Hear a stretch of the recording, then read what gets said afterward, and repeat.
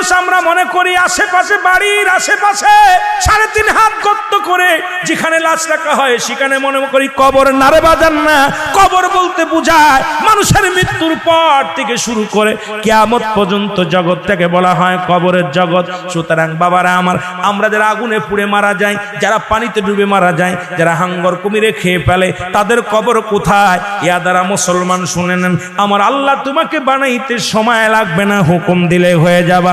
সুতরাং মৃত্যুর পর থেকে শুরু করে কিয়ামত পর্যন্ত জগৎটাকে বলা হয় কবর।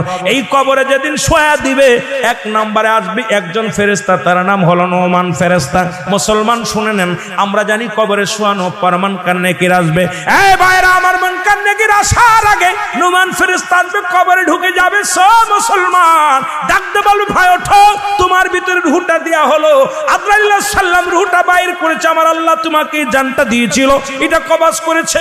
এখন আমি তোমার দুজন কেরামন কাতিবিন, দুপাশে দুজন ফেরেশতা ছিল, তারা তোমার আমলনামাটা লিখে রাখছে, ভালো মন্দ সব লিখে রাখছে।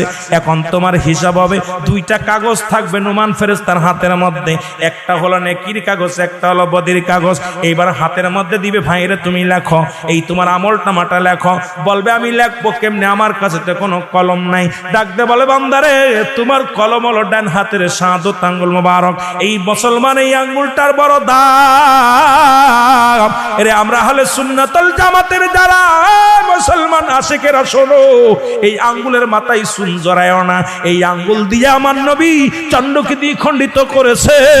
এই আঙ্গুলের বড় দাম। এই কবরের ভিতরে তোমার আমলনামাটা তোমার এই আঙ্গুল দিয়া লেখা লাগবে। বাবার এই আঙ্গুলটার মর্যাদা তোমরা রক্ষা করবা। জোরে জোরে চিল্লায় বলো ঠিক কিনা।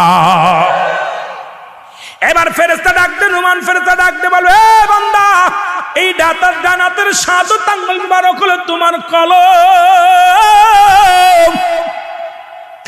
বান্দা বলবে, আমি কলম পাইলাম, কালি তো নাই। বলবে, কালি তোমার মুখের থুতু মুবারক। জোরে বল আল্লাহু আকবার। এই মুখের থুতু মুবারক তোমার কালি।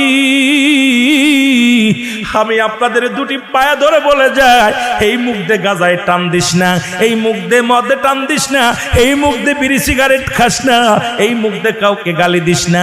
এই মুখটারে পবিত্র রাখ। মায়ের গর্ভে যখন ছিলাম, মায়ের নাভির সঙ্গে তোমার নাভিটা জুড়াইয়া দিছে, কারণ এই মুখ দিয়ে আমার নবীর দুরূদ পড়বা, এই মুখ দিয়ে কোরআন পড়বা, এই মুখ দিয়ে আল্লাহর জিকির করবা।